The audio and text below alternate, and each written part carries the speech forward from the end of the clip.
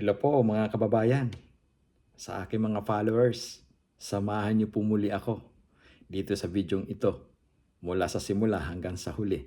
Ang ating pong topic po ngayon tatalakayin, laban sa pagsubok, laban sa pag-aaral.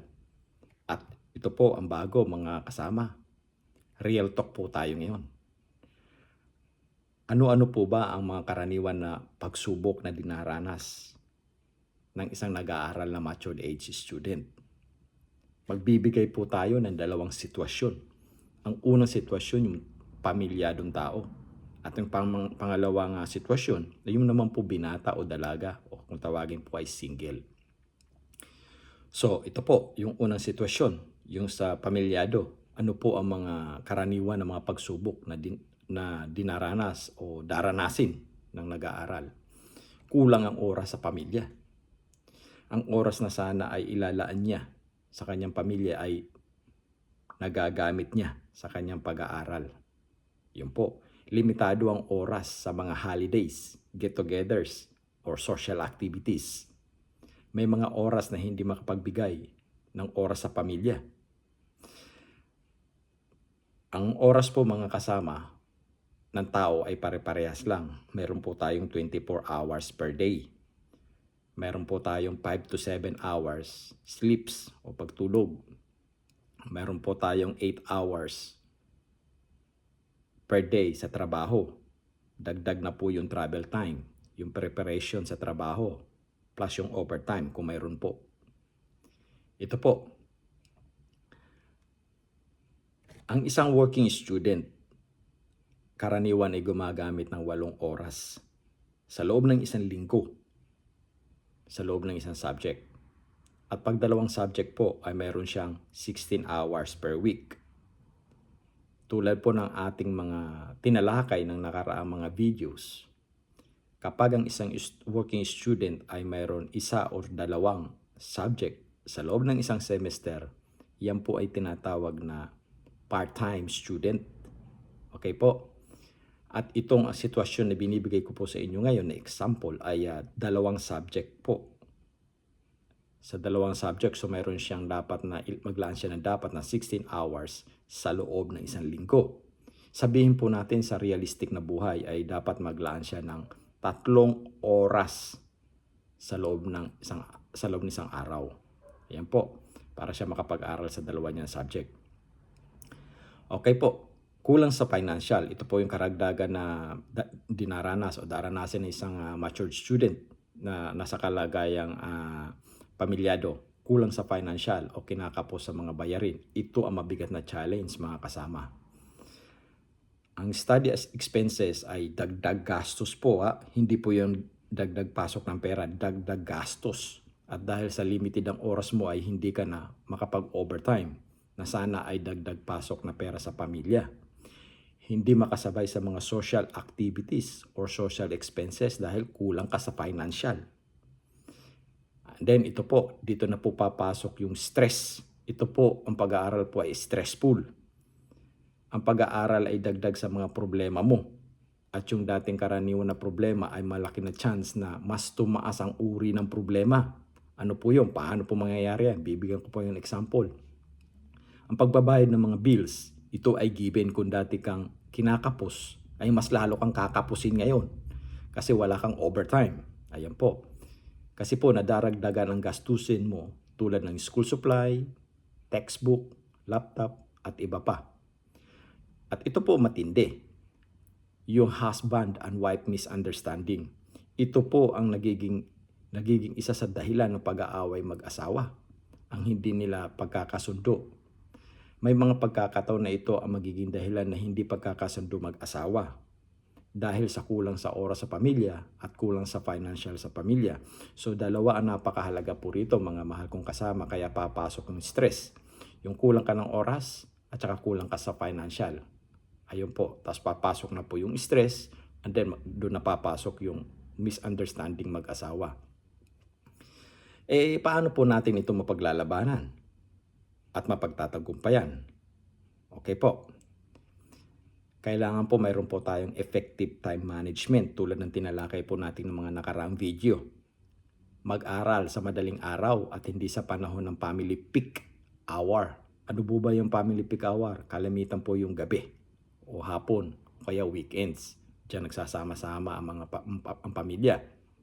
Huwag niyo po itatapat sa mga oras na yon o panahon na yon kapag kayo'y mag-aaral. At sa kabilang banda naman talaga ay mas maganda na mag-aral ka sa gabi, hating gabi o madaling araw kasi matahimik at talagang makakapag-aral kayo mabuti. Okay po. Schedule ang mga mahalagang araw at oras sa calendar nyo po at iwasan ang mag-conflict ang study hour time po sa mahalagang okasyon sa pamilya. Yun po, tulad pong birthday ng asawa mo, lalo na po yun. Alam nyo na ibig sabihin ko. Yung wedding anniversary ng mag-asawa, alam nyo po yun. Binabanggit ko po sa inyo. Napakahalaga po nun. Alam nyo mangyayari kapag makalimut, lalo na sa isang lalaki. Pag nakalimutan nyo ng lalaki ang wedding anniversary, alam na natin mangyayari sa itsura ng babae. Ito po. Pagkatapos po ay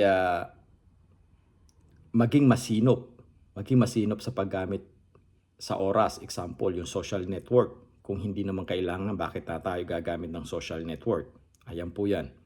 Pagkatapos yung money wise to spend, maging matalino sa paggamit ng pera at budgeting. Yan po, napakahalaga naman po ito. Manghiram ng maaga sa library. Bumili ng libro na slightly used na nagamit na ng mga student. Yan, mas mura-mura po yan. Kung tinutukoy po rito yung textbook na may mga pagkakataon na kailangan bilhin. Pero mas sinasuggest ko po ay yung slightly used lang po para medyo mura-mura. Pero kung ito naman ay tax claimable, iba pong sitwasyon kaya kailangan bago kasi makiklaim niyo po sa inyong tax. Mamaya papahapyawan ko po yan. And then kunin ang kurso na work-related para tax claimable ang mga expenses. Ano po yung mga tax claimable? Ang mga tax claimable mula dun sa yung mga tuition, sa school supply at iba pa, at makipag-ugnayan kayo sa inyong accountant. Make it sure po na yung kurso mo ay work-related. Ayan po. Maging masinop at ipunin ang mga resibo para sa tax claims. Ayan po yan. Ito po napakahalaga. Sariwain lagi sa isipan kung bakit ka nag-aaral. Yan po lagi. Ito ang energy mo. Ang dahilan mo ba ay dream? Talagang pangarap mo ito? Personal development? O upscaling? Or promotions? Or hobby? Or change career? Or just for fun? O kung ano pa man dahilan po yan. Yan po. Bibigyan ko po ng pahapyaw ito. Ang isa sa pinaka may matinding paninindigan or mataas ang resilience niya rito, yung tipong ang dahilan ng kanyang pag-aaral yung pangarap niya, na mayroon siyang pangarap, yung dream, at saka yung personal development, at saka yung upscaling or change career. Yung apat pong yun, kapag nasa sa iyo, kung yun po ang dahilan nyo, ay guaranteed po yun, magiging matibay kayo. Kung ano mga pagsubok na darasin nyo. Ito po, karagdagan po na mga pagsubok. Karagdagan na solusyon. Mahalaga na kaisa mo ang iyong pamilya sa iyong pag-aaral at lalo na yung asawa. Binabanggit ko po ng ilang beses dito, mga kasama, ang asawa. Dapat kaisan puso at diwa mo dito sa iyong pag-aaral at hindi lang sarili mo. Kasi mas mahirap naman po kung halimbawa asawa mo ang problema mo sa panahon na pag-aaral mo. Okay po? Yan po. Yung pangalawang sitwasyon naman po, yung tulad ng sinabi ko kanina, sa sitwasyon na single, binata o dalaga. Ito po ang karaniwan ng mga pagsubok. Mababawasan ng oras sa mga social activities. Makakaranas ng stress, depression, anxiety, lalo na pag naramdaman na ikaw lang mag-isa at walang suporta mula sa iyong mga kasama or pamilya. Dito ay makakaranas ng pagkakasakit, bunga ng puyat, stress at iba pa. Dito ikaw na din ang iiwasan ng mga kasama mo kasi hindi ka nila nakakasama sa mga lakad. Makakaranas ng bullying o pangungutya. Ayan po. Paano ito mapaglalabanan o mapagtatagumpayan? Ito po ang mga solusyon po rito. Focus on your study. Mag-focus po kayo. Effective time management. Stress relief.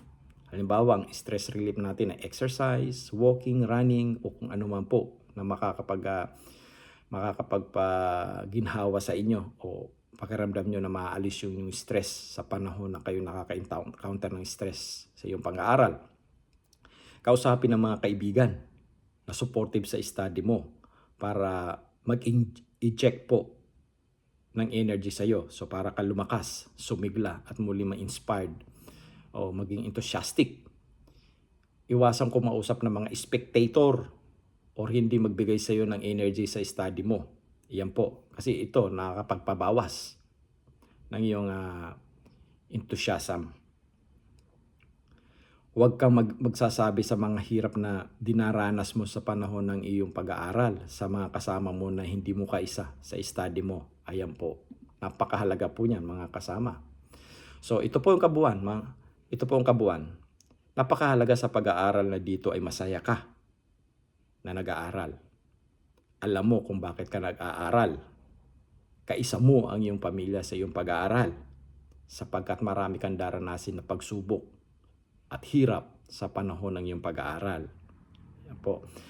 Mga kababayan, sa susunod na video ay doon natin tatalakayin ang laban sa pagsubok, laban sa tagumpay.